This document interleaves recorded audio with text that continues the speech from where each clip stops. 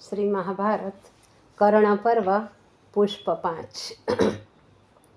संजय कहते हैं, हे कुरुराज, युधिष्ठिर की आज्ञा पाकर अर्जुन युद्ध के लिए जाने लगे और धर्मराज के चरण छूकर प्रतिज्ञा की कि आज हम कर्ण का वध किए बिना रणक्षेत्र से नहीं लौटेंगे। दोपहर दिन समाप्त होने पर कर्ण ने बड़ा भयंकर संग्राम किया। उन्होंने सोमक सेना के बड़े बड़े योद्धाओं को मौत के घाट उतार दिया। उधर भीम भी दुर्योधन की सेना का बड़ी शीघ्रता से संहार कर रहे थे। उनकी गदा योद्धाओं को चिरनिद्रा में सुलाने के लिए वीरोचित थपकियां दे रही थी। भीम के इस पराक्रम से कौरव सेना विचलित हो गई। अपनी सेना को इस दशा में देखकर दुर्योधन, अश्वत्थामा और दुशासन को लेकर भीम पर टूट पड़े। दुशासन ने भीम को अपने तीक्ष्ण बाणों की मार से घायल कर दिया। भीम ने भी दुशासन पर बाणों का प्रहार किया, जो कि शरीर के टुकड़े टुकड़े कर डालते थे। इस प्रकार दोनों वीर एक दूसरे को अपने अपने प्रहारों से घायल कर रहे थे।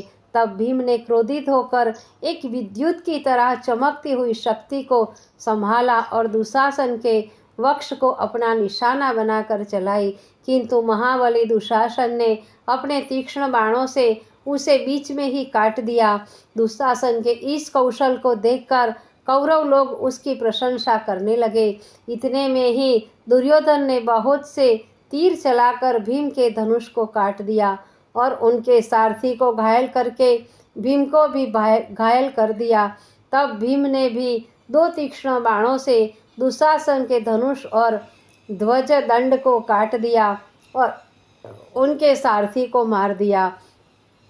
सारथी के मरते ही घोड़े रथ को इधर उधर लेकर भागने लगे, किंतु दुशासन ने उसी समय घोड़ों की राज संभाली और नया धनुष लेकर उस पर एक महाभयानक वज्र के समान कठोर बाण साधा और भीम पर छोड़ा।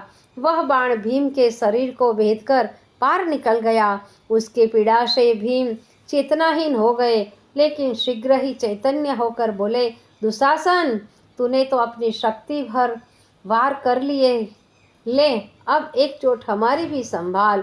इतना कहकर उन्होंने दुशासन के मस्तक पर अपनी गदा का प्रहार किया। वह बड़े वेग से दुशासन के मस्तक से जा टकराई। उसकी टक्कर से दुशासन रथ से उछलकर लगभग 20 गज की दूरी पर जा गिरे। उनका रथ नष्ट भ्रष्ट हो गया। घोड़े और सारथी भी मारे गए। गदा के प्रहार से दुशासन बिल्कुल अशक्त हो गए। उनमें उठने की शक्ति भी न रही और पृथ्वी पर जा गिर पड़े। दुशासन को पृथ्वी पर पड़ा हुआ देखकर भीम को कौरवों द्वारा किए गए सभी अत्याचार स्मरण हो आए। छल द्वारा जुए में हराना, सती द्रौपदी की लज्जाहरण करना, उसके केशों का खींचा जाना, कौरवों का अट्टहास और अपमान से भरे हुए शब्द एक एक करके आंखों के सामने नाचने लगे। भीम क्रोध से कांपने लगे और रथ से कूद पड़े और फिर उन्होंने तीक्ष्ण खंग निकालकर दुशासन की छाती में घुसेड़ दिया। वक्ष स्थान से रुधिर की धार बहने लगी।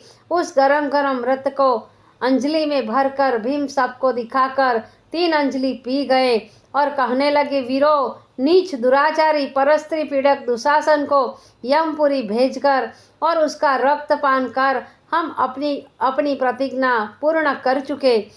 इस समर यज्ञ में जिन 2 पशु बलियों का संकल्प था, उनमें से प्रथम आहुति में दे चुका।